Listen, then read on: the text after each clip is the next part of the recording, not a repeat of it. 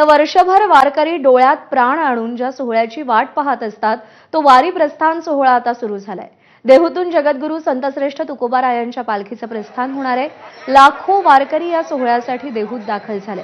देहू मंदिर परिसरात वारकऱ्यांचा उत्साह शिगेला पोहोचलाय। विठूनामाचा गजर करत वारकऱ्यांचा विविध खेळ सुरू आहे। मुख्यमंत्री देवेंद्र फडणवीस आणि केंद्रीय मंत्री मुरलीधर मोहोळ यांच्या उपस्थितीमध्ये थोड्याच वेळात पालखी देहूतून पंढरीकडे प्रस्थान करेल। टाळ मृदुंगाच्या गजरात तुकोबाराय ज्ञानोबारायांचा जयघोष करत विठ्ठलाचं नामस्मरण करत पालखी पंढरीकडे प्रस्थान करणार आहे।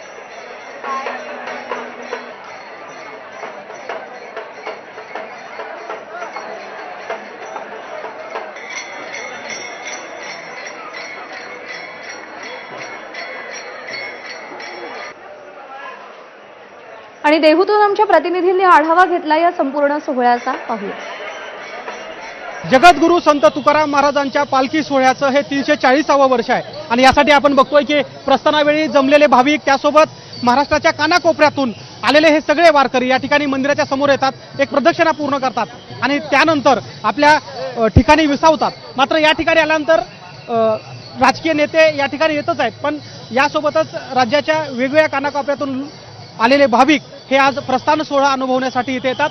कशा प्रकारची तयारी केली आपण बघू शकता की अगदी मोठी सजावट या ठिकाणी जगद्गुरू संत तुकाराम महाराजांच्या या मंदिराला करण्यात आलेली आहे आणि इथं जे लोक ज्या परंपरा ज्या प्रथा खरं तर पुढच्या 18 दिवस चालवायच्यात त्याची सगळी मंडळी जमत आहे। त्यातलाच एक भाग आहे, आपण बघताय की मोहिते पाटलाचा हा अश्व आहे, ज्या अश्वा पूर्णपणे रिंगण सोहळ्यामध्ये ज्या ठिकाणी अगदी सगळ्याच्या पुढे असतो, म्हणजे 2 अश्व असतात।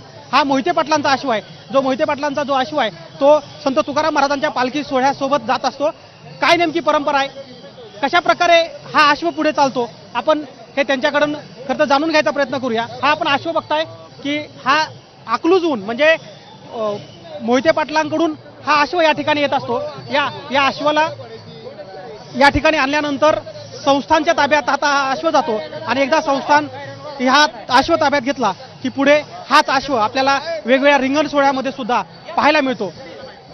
यावर्षी पहिल्यांदाच संस्थानकडून 3 बैलजोड्या वेगळ्या आणण्यात आहेत। मात्र हे जरी असलं तरी जे अश्व आहेत ज्यांची परंपरा आहे मोहिते पाटलांच्या अश्वाची परंपरा आपण बघतो की या ठिकाणी पूर्ण होताना पाहायला मिळते। हाच अश्व आपण आता पुढे या वारीसोबत चालत असताना वारीच्या वेगवेगळ्या टप्प्यावरती वेगवेगळ्या रिंगण सोहळ्यामध्ये सहभागी झालेला आपण पाहू शकतो।